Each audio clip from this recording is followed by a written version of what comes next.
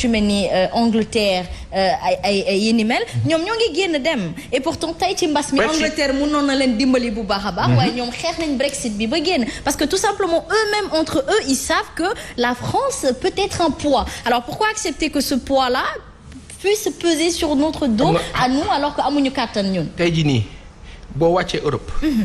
ñu fa ëpp gëdd Allemagne la ak Angleterre. ñu fa ëpp gëdd. ak xam nga ñan les pays scandinaves ñoom Danemark ñoom Norvège ñoom Suède nga xamante ni ñoom frégué wuñu dara. lijjantewuñu sax li xew foofu parce que ils sont tranquilles mais ñun nag révolte psychique bii nga xamante ni moom la ñuy woote ni jot na Louisa Soxna Fall Cheikh Sadibou Diaga sunu ustaas bi sunu kilifa bi nga xamante ni moo ñu assisté tey ci nekk sunu gan ak yow Hasma ak MD Mabba Saliou ak ñii setaan ñu yow quand une entreprise étrangère mi-étrangère mi-nationale entre guillemets mais bon on est dominé qui s'appelle Sonatel Orange gagnerait attention Louisa est en orange aujourd'hui. Oui c'est joli et c'est une belle couleur. Tu es pro Orange? 3 milliards 200 millions est-ce que xam ngeen 1 milliard lan la. 1 milliard de.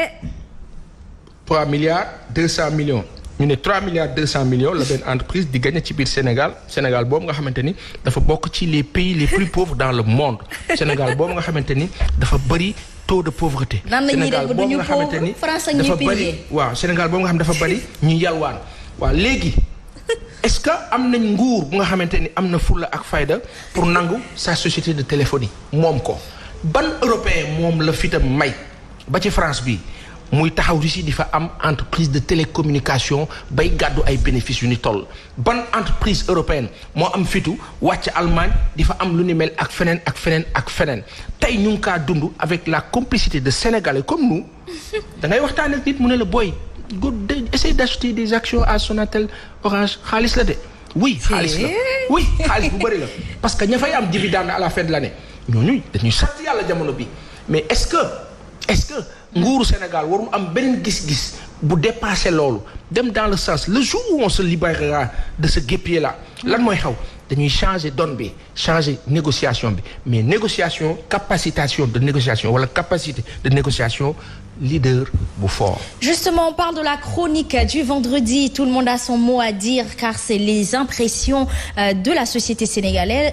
Sokhna Fall, que penses-tu de la révolte psychique dont parle Papa Assane? Bon dina am njëriñ vu que ni on se répète parfois da ngay dem ba dootoo xam li ngeen wax parce que on se répète parce que scandale yi am wala les mots avec MAUX chaque jour moom la ñuy gis mooy am au Sénégal amul benn évolution boo xam ne am na ci yokkute goo xam ne dina amal njëriñ xëy na askanu Sénégal ñu mën ci yëg mais tey bu amee suba dañuy xaar lan la ñuy xaar day gën a yokk wala leneen xew ñu fàtte bi xewoon démb ñu commencé waat beneen bu bees noonu la ñuy dundee depuis des années moo tax moi je vois pas bu ñu ko deful comme li Papa Assane wax tamit noonu la ñuy fas yéene dundee keneen ku ñëw tamit bu amul ak coppite jaar ci beneen yoon bi tam noonu la ñuy dundeewaat kon coono bi askan bi ñun ñi mu doon ñoo koy continuer di yéeg rek dañuy souffrir ba faw. Souffrance boobu dafa war a dakk. Alors Jacques Yacoub Negri nee na juste dommage avec ses affirmations et pire personne a une réflexion sur ses dires. Le grand pape lu mu wax rek ils disent c'est exactement cela. Alors c'est le ressenti de tous les Sénégalais lambda vivant et résidant au Sénégal. Tout le monde ñi loxo yi ñëpp jotul seen ginnaaw te on parle aujourd'hui du Sénégalais de souche vraiment bu nga xamante ni amul doole noonu te kooku moom ak ñun ñooy bokk li nga xamante ni moom moo di ñaxtu bokkut ak ki nga xamante ni am na junni bu mu mun a demee plage bokkut ak ki nga xamante ni am na junni bu ko amee peut-être dépense ñaari fanam lañu. ñooñu fi tax a toog ndaxte yaakaar naa ni réew mi bu doxee dafa war a yegg ba ci ñooñu on en a un peu assez de cette division de kii am. qui ñàkk on veut que tous les Sénégalais puissent tout avoir au même niveau donc justement on est parfaitement d'accord avec Papa Assane ndeysaan sama yaram baa ngi daw parce que dañu jël Sénégalais yi am ñu ne ci kaw di dund billaay ñi ci suuf sonn te ñi ci suuf ñoo tax ñi ci kaw ne ci kaw ñi ci kaw dugg tëj buntu bi wan leen gannaaw comment comprendre la banque européenne d'investissement. ñu ne yaay pour la relance économique au Sénégal dañuy abal 49 milliards. au même moment Orange di am 3 milliards 200 millions ci biir Sénégal chaque jour da nga wax bi. te 49 milliards yi dañ koy fayaat ak ay taux d'intérêt da nga wax bi. c'est-à-dire maanaam engrenage bu nga xamante ni du jeex. Hasma bu ñu ko toppee duñ fi jógee. Oustaz Cheikh Sadibou Diaga mu ngi nii toog. est-ce que diine. am na wàll ci révolution wala révolte psychique bi nga xamante ni ñu ngi kaa wax nii. sallallahu alayhi wa sallam yi suñu kilifa homme d'état la woon. politicien la woon chef religieux la. daf ne laa tatamannaw liqaa aduwin fa iza laqitumuhu fasbutu al amiru jairun xayrun min fitna wa kullu xayrun fihi wa fihi sarrin yaraha homme d'état la woon. dafa def discours bu pertinent. islam ñaar la doon xeex suufu boppam ak diineem man dama retraité sama doom a ngi Espagne ñu tëj leen ndax feebar bi. boo waxee loolu ba pare. Louisa Diagne mi da nga koy wax lan moo boole Seydina Isa ruuhullaahi ak Seydina Muhammad sallallahu alayhi wa sallam dëgg la ci loolu nga xamante ni yaa ngi koy wax ci homme d'état. voilà bi mu ne ma papa ñu ngi génnatuñu mbuur la ñuy lekk man yow laay xalaat mën na koo xaratal sa bopp. maa ngi retraite mais yàlla bàyyiwu ma et puis attention man li ma mën a dem ba retraite fay ko passion samay doom nanguwuñu ko moo tax xale yi jeunesse sénégalais yëpp laa wax bàyyi leen téléphone yi te bàyyi journaux yi bàyyi fecc mi xam seen réew lu fi dox dafa am na xam dootu continuer man présidence laa nekkoon ñii tey wër nekk ci régime bi am na ñoo xam ne buntu pale lañ mooy woone oustaz kaay ma dugal leen tey jii ñoo yor ay 8 du seen niveau. du seen wuytu na ma yàlla baal du seen compétence. alalu réew la. laa akulu dawlal amwaalikum bil min ad-diyaa lu yonent Yàlla Muhammad wax mu éviter leen di lekk alalu état. buur la wax xam nga teg sekk ne yawma arafa aswala makka ak umra li yonent bi doon nomee yëpp bu ñëwee Makkatal Mukarram te lañ xool erreur yi ñi war a nommer ñi war a licencier ñi war a affecté. parce que yooyu yëpp dañuy xool population bi la ñuy dund ak li ñuy communiquer loolu la prophète bi xool texte bi sax dafa gàtt mu doon ko liiral bi maanaam loolu dafa dem bujj nag léegi nag adduna bi nag bu warut a yàqu xam yàlla dafa ne man dama leen bàyyi yàlla mën na la jox lekk ceeb dugub lépp neel benn yàlla jox la xel parce que yuur mooy tax nga jàpp tibb ba seex yàlla du sàqi mit yàlla du wanaasu yàlla du sàqi mukk du wanaasu te kullu nafsin bi ma kasabat rahiinun gis nga détournement yi nga gis yëpp barki laa ilaha illallah ku tëdd ci suuf bàmmeel bii lépp da nga ko fi ba te dara jar ko nag du ñu dang ay Occident tubaab Occident ak ku mën a doon ñu lay manipuler la woon ca maam ak la woon sunu bàyyi ak lu ñun ak li jeunesse bi duñu benn kon képp ku nekk homme d'état da nga def attention bis bu ne nga digg ñu ne diw suul nañ ko te amoon na ay alal diw suñu ko nomination amoon na ko diw kilifa dee na yàlla dafa faale loolu et puis yàlla du nit du malak du jinne du rawaxaan du asiatique du autre yàlla du africain yàlla la. mais oustaz est-ce que nit ñi ñu ngi bàyyi xel ci yàlla comme ni nga koy expliquer nii parce que parfois tout à l'heure ki évoqué na ki nga xam ne Côte d'Ivoire moom lañ tànnoon pour mu Amadou Coulibaly faatu mais ñoom parfois moi je me dis que ni est-ce que ñi jiite parfois du ñëpp peut-être dinañ xalaat ni dee dina am te ëllëg yàlla dina leen laaj ñu téewoo woon seen njaboot. xam nga lu ko waral yàlla dafa ne maalikul mulki tuuti mulk bi man tasha man buur man may yàlla may nomination bi may buuru buur yi bi dafa ne tuuti nomination la te yàlla ne bu ma lay jox nee na du ma xool ndey sa baay sa xam-xam sa compétence man maa ma neex ma fal la ma di la xool nag loo def da lay xool di not teg mais bu dee ba xam nag lañ la joxoon dafa toog ko wàcc jot na nga bañ mu ne wattan si yow ma buddi ko xam nga la mooy buddi yàlla. nank lay tege problème. te ku ne xam ne la woon 2012 ba maintenant boo defee am réflexe xam ne am na lu wàññi ko ci man noonu nag la xooli Sénégalais yi bañee wala yeneen réew. xam nga autocritique. si. di saytu sa bopp. xam lu ko waral. yow da nga doon diw Pape Assane day jalgati. Zeyna yéen ñëpp ngeen woote day jalgati ba tax ñu wooteel la. ne yow li ngay Pape Assane di wax nekk dëggul ci yow yàlla ne na ma feeñal la. fa la adduna bi toll. te ku moytul motard ak garde corps fa ngay sànq doo ko xam. motard boo génn ñëpp bi maanaam moo tax képp ku falu rek boo nekkee innocent boo bëggee xel mi day ubbiku ku bëgg campagne day ubbiku nga am réflexe toog a gars yi di naan café nu ne. loolu mooy dëgg cey boo amee. léegi nag Iblis mooy ñëw nekk sa conseil spécial. da ngay beru. waaw rayal nit dóoral nit tëjal sa ndey gën ndey nit ñi tëjal.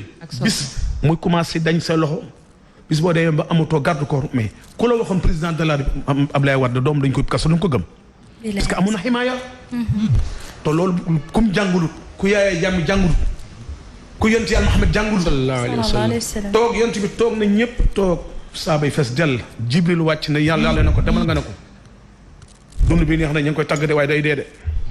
asma si te waxu mayit bu ca yem mu ne ko toogal ñoo ñu ko wër ñëpp dañu mas tàggoog ñoom ndax sa soxna bu faatoo ñàkk nga ko waaye bu góor faatoo ñàkk na soxnaam kuy liggéey bañ dàq ñàkk nga sa emploi looy jaay nit bis boo génnee ci société bi tey bokkatuloo mais pourquoi nga koy xarab bi maanaam loolu nit li nga wax ne xam nga soxna sa am solo doomu adama bu demee ba dem afala tatafakkuruna du toog du xalaat nit day xalaat léeg-léeg nga def émission bi génnee waa man ban heure la def xam na lu koy wan rediffusion mooy xam ne en nekk te heure bi la def kon bi ma àndaa mooy tan homme d'état c'est pas homme d'état man en tant que sénégalais am jabar ak doom yàlla daf maa dénk ñooñu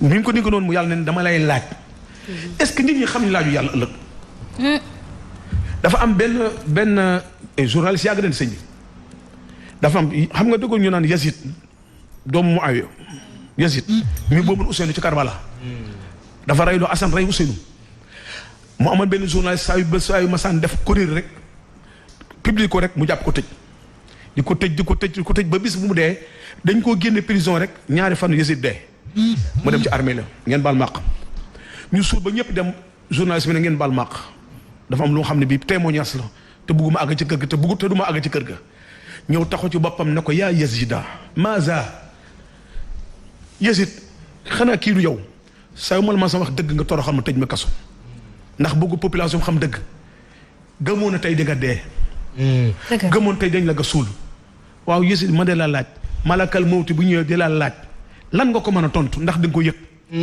li nga def yëpp ñaaw na man loo ma son def ci en tant que journaliste baal naa la ko mais lenn nga def loo xam du ma la ko baal te métti na métti bu ak Seydina Mohamed moom Ousseynou ak Assane ma nga rey ngir pouvoir ña nga reyoon ngir pouvoir te ñooñu nag ñooy jeunesse musulman àjjana ëllëg loolu la bokk naa ci loo métti ma lay ñaan nag fexeel ba rek nga téye sa fit bu malakal ñëw nga tontu mu ne ko lépp bàyyi nga ko fi bàyyi nga jong muy rafet pale ba rafet bàyyi nga ko waaye ne ko mën na ko ittaqul farasa biir bunu yo ànd fa innahu xasabul xarab moytu leen tabax alal bu baaxut jël leen alal bu baax di ko tax muy graciel Seydina Mohamed ne day màbb dal sa kaw ñun ndax bâtiment bi day màbb mu ne màbbul de yàlla da nga koy jaay jënd ko ordonnance te du tax nga wér dëgg la ba dem jaxanama frère lu ko fi jar 4x4 yi lu ko fi jar jong mi lu ko fi jar te bàmmeel ak yàgg te yàlla nag nee na du nit du jinne du malaka du yonent dara jaru ko fi Seydina Mohamed bu demee Rasulullah amul kër gum dëkk prophète amul kër gum dëkk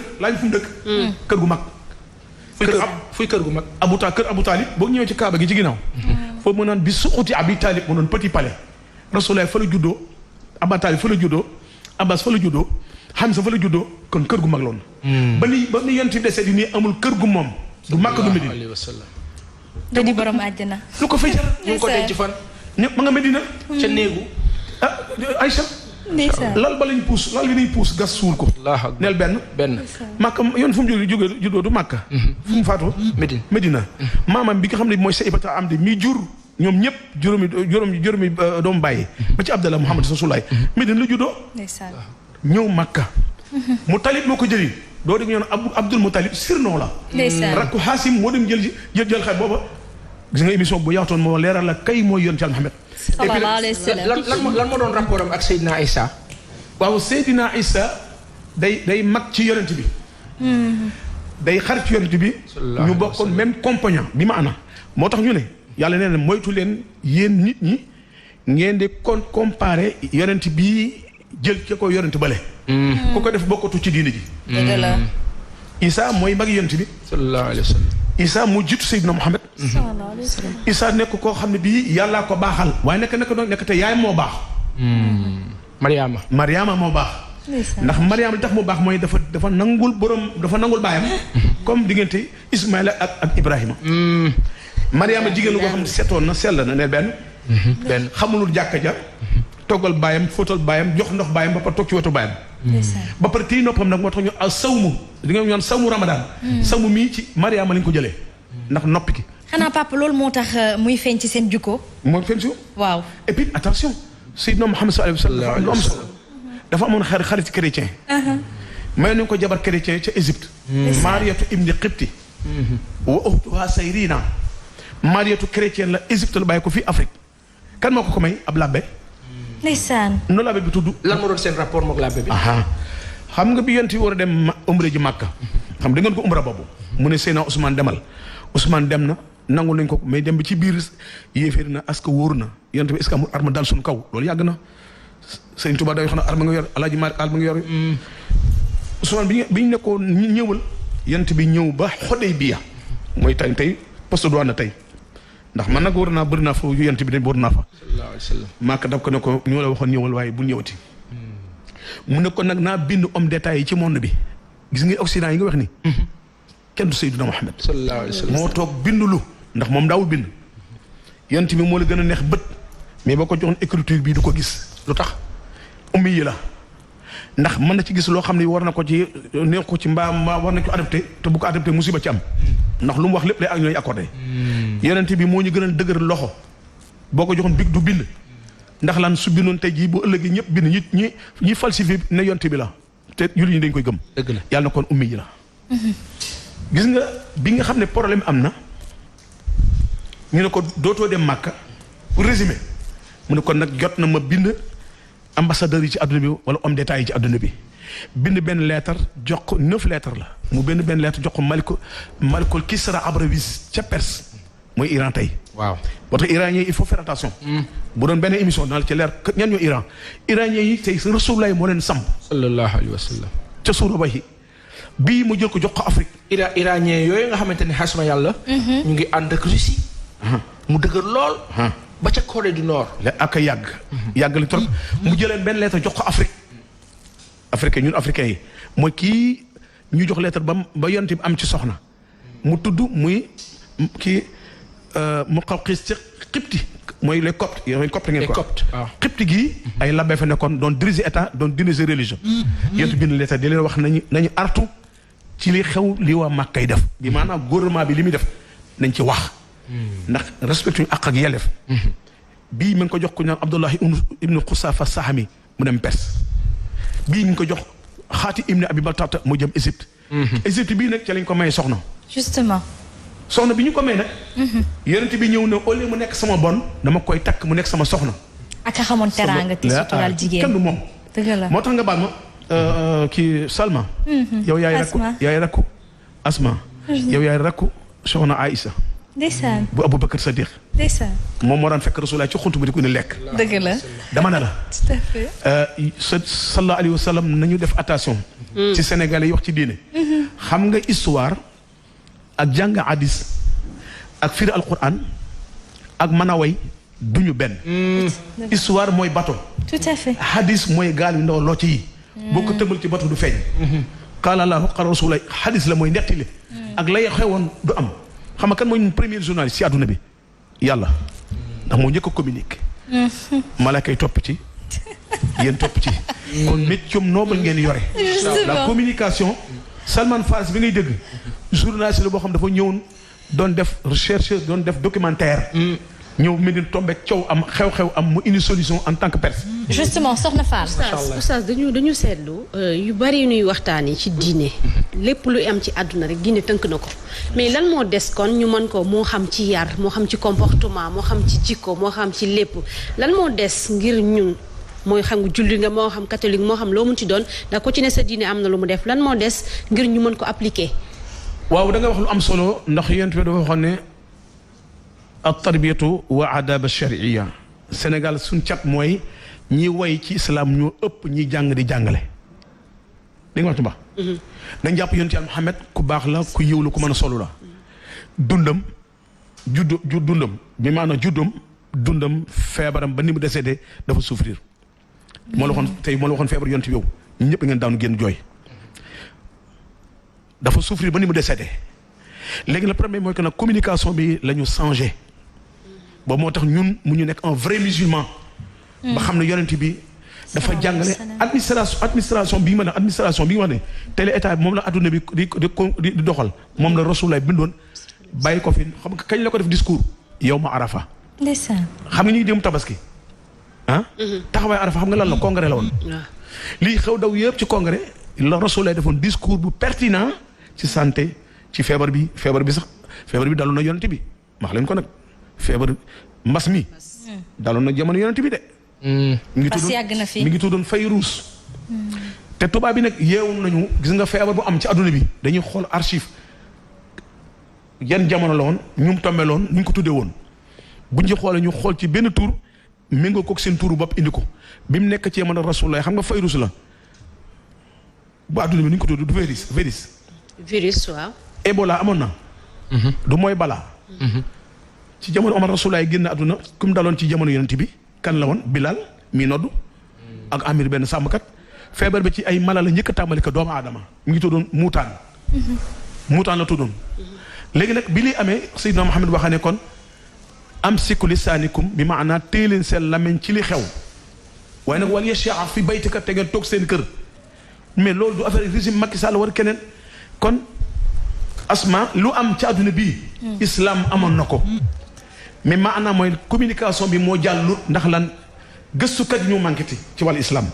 loo tax moo tax politiciens ñun ñoo dàq politique milliards yoon waaye bokkuñu jikko ndax lan jomm naa fen jomm naa lekk alalu aram jomm naa di topp nit di ko jëw tey ko ànd ak nit nga di ko gërëm bis boo ngeen tàggatoo nga di ko xalab te loolu du ngor te Sénégal moo la seen jikko ak yonent bi sallallahu alayhi wasallam néew na kon ni ngeen baax Rasulullah amoon na xariti chrétien Mariatu neel benn biñ ko dàqee mu dem Taïf ca nijaay bi Abdul Yàlla al Habib Mas'ud ñetti nijaay yi la amoon bañ koy dàq di ko dóor ay xeer ab chrétien moo ko sowe ci dex gi. justement la ànd ak moom ñëw Medina kon di maanaa l'islam Sénégal li ko manqué mooy. jàngaat bi moo des. lanaat moo des mooy communication bi dafa manqué bi xam ne yonent bi homme d'état la woon mais homme chef religieux la woon mais politicien la woon. justement sax Louisa Jandy une contribution ndaxte le dialogue islamo-chrétien feeñ na fi bu baax a baax. wan nañ ni que magi démb bi ak yonent yi ñoom yàllaa leen ñoroon. te benn lañu te kennam yàlla gi moom ñoom ñëpp a ko bokk nangu. ma koy gërëm bu baax parce que ci biir ay waxam dolli nañu gëm-gëm. yeesalaat suñu gëm-gëm ci suñu diine. te man mi di wax rek seede la parce que sama yaay ngi tudd Mariama. muy musulmane. et pourtant je suis chrétienne.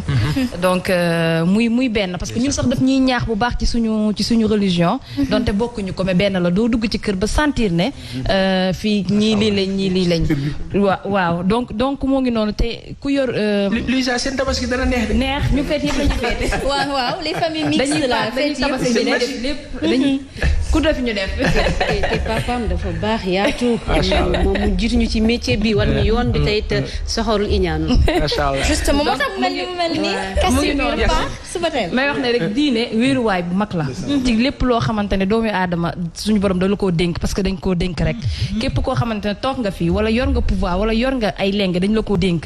te di nga rendre compte baax na comme par exemple rediffusion bi muy wax ñun bu ñu defee émission pare xool sa bopp noonu la bu ngoonee wala boo xëyee bu journée bi jeexee wala bu weer bi jeexee nga xoolaat sa bopp yan acte nga posé ci yu baax yu méngoo ki foi parce que foi dafa am solo mooy tax doon naafeq doo wax lu dul dëgg te di nga vraiment di nga jiital intérêt yi ñi nga xamante ne ñoom nga jiite donc foi am na solo bu baax a baax nit ñi xoolaat seen wéeruwaay xool ne àdduna du kër comme ni ko papa bi waxee. papa sax nag ñu tëj ma tëj fee da nga am loo bëgg a yokk. waaw dama ko bëggoon laaj dara rek ne bu dee réew. ab ki ko yor. moo xam président ba wala buur ba bu ñu koy laaj ak di ko àtte dañ koy àtte waale ci jiineem. kullu nafsin bi ma kazabat rahinun lu waay def. yaa nekk dama lay audité waat. tu sais que doomu aadama téléphone lu ci nekk du mémoire. mais mémoire bi mu nekk ci nit jiitu na mu ñëw ci tubaab bi tey. loo ma sa wax ñu ngi ko enregistré mooy audio mooy son yàlla neen subhaana bu ñu gasee nit bu suul ko am na malaaka moo xam ne loolu ko yitteel di ko yitteel mooy mémoire bi avion bu daan lu ñu xool carte mémoire boîte noire mais boîte lu taxan image son yooyu la yàlla ko jiitu ci xol mi ngi ci xol moo tax ne bu ñu ko suul rek am na ko ñu dem dañu bëqat génn ko dem yoonam ak kii laaj bi ñu benn kon Papa Assane war nañoo ragal yàlla ñi nga xamante ni dañoo yor lii di lenge réew yi di dund buur ci loolu. tey ji nii. yow ak président Macky Sall ngeen wéet rek ci bërëb. ak li ñu fiy dund yépp moo xam lu mu def ci lu baax ak lu ñu yaakaar ne daf ci juum. yow boo jàkkaarloo nag moom tey te président toog di la seetaan nii bu la seetaanul fii mu ngi lay seetaan fële mu nekk ca Mali lan nga koy wax. ci Sénégal fi mu toll. waaw président Macky Sall defe naa ñoo àndoon maa ko njëkk a may dédicace boobu mi ngi nekk ministre de l'intérieur président national président assemblée nationale Abdoulaye Wade Baye Talla Diop Pikine gaañu na ñu dem di ko jàlle ji moo ne boobu mi ngi nekk premier ministre ma ànd ak moom bi ma ñëwee président Macky Sall CD laa ko jox CD ne ko am déglul wax naa ci administration jamono Seydina Mohamed. nan lay war a doxee. nan lay doxee léegi nag ñun ñu wax ci diine du ñu mën a jubóog ñoom ndax am na lu ñu jomb te ñoom am na ñoo xam jombuñu ko monsieur le président de la République ñi la bëggoon ba dem ci école woote la ba ñëpp tàccu dimanche boobu dañ demaat ci école ba woote la ña la toppandoon tàccu di ñuy jooy. ndeysaan. bàyyil xel bis boobu. ana sunu wayjur man sama papa ma nga Touba mu suul ana suma yaay ma nga Touba mu suul samay doom Touba muy suul wala Pikine mu suul yàgg-yàgg dañ may suul. ki nga xam ne président wayjuram bu góor bu jigéen ak ki maama ñu ngi suul te ba tey kenn gardé wu leen bis yàgg-yàgg tëli day am feebar day am ñu fale day am mën a de am ñu fale am te ne kullu nafsin loo defoon nag bu defee ne déedéet procureur juge mën na ko taf tafe yàlla du ko taf tafe yàlla lu rafet rasulaay danaan sax man ragaleen bisu pénc qalilan yukfiku xayrin min kasiran yurdika sallallahu alayhi wa sallam sàkku leen lu tuuti te dagan mu jig leen boo ci joxe dépense solo ci lekk rek la mun a xayrul moo gën nga dajal lu bëri ci bâtiment suufu jàmbur détour jàmbur toroxal nit mun a wa yax li ka mu alak la wax yàlla ba mu ko yàlla wax namuru sak rasulullah ak sunu maam yépp a jëm yàlla dama nagul ku mu wax ba mu ne xaala la ca pare monsieur le président dara jaru fi ñaaw bi ñuy tànn sénégalais yépp gënoo leen mais dafa laa tànn yaa ma gënal ay waay bas bés boobu ku tomm ku moytul cogg loo xam lu ñu doon xam ne tekkuñu dara mu président kii sa noonu la anama tey même les marabouts kenn toppatu sa doom toppatul jarbaat ay jaamur yoo xam ne teg ay dile teg ay dil te nag kullukum ra'in wa kullu ra'in mas'ulun an ra'iyati te tur amu fa kon ma koy ñaan en tant que frère en tant que koo xam ne suñu giddi la nag suñu président la waaye nag du tee nag di la vérité alxaq yu'la wala yu'la alayhi bi ci gën a dangereux ñëpp a ko bokk ma ci ñun ñi mooy yent bi xoon sakital xaqi an sheytaan wa ahras képp gis dëgg ragal ko wax rasulaay nee na seytaane bu muuma nga yonent yàlla Muhammad ko wax ku gis dëgg ragal ko wax yonent bi nee na seytaane bu muuma nga sakital xaq sheytaan wa ahras te yàlla ci al musal moo tax ku julli allahu akbar yomb na de mais est-ce que musulman nga ci li ngay lekk ci li ngay comporter ni ngay àndal ak li ngay yéene adduna bi yàqu ndax lan liggéey yu bon ay soxor jërëjëf papa kenn du dugg àjjana te gëmu yàlla dëgg la waay te gëm yàlla du mën a nekk te bëggante tout à fait merci président dégg na ko bu baax a baax mu nekkoon la chronique du vendredi ñu amoon contenté dalal la ci suñu biir mu amoon solo yi lay fàttali gërëm naa dafay la baax waaye comme dama amay xarit Cheikh Omar Diop benn Alaaji Daouda Niang maire Tëngéej bi Abdoulaye Diop Abdoulaye Diène Ousseynou Ndom Mouhamed Cissé bi yor MSP Sémou Diouf yooyu wax dëgg yàlla di ñaan yëpp jàmm Adja Kine Sow Abdoulaye Diop maire Bara Gueye ak Ndiaga Niang di ñaanal yàlla di ñaanal Bougane xam nga lu ma ko tuddee bi gën waaw mooy bi gën de président nañ koy woo léegi ci kër gi bi gën nag wax dëgg yàlla belle inspiration merci bien soxna Fall bi gën daa lu am solo xam nga sama géer la waaw damay teral waaye gëj naa koo gis maa ngi laaj Alima Ndione ndax gëj na koo gis dama jox numéro ma woo ko ndax gëj nañoo tegoo loxo gëj nañu yaag président xanaa yaag président maa président waaw président est-ce que du suñu géer ñun ñëpp tamit déedéet leen ma yàqaat ab sang la de ab sang la de waaw koy def teranga moo ñuy teral jamono ji moo ñuy suturaal kon yàlla teralaate waay bi gën moo taxit nag Luisa bi gën la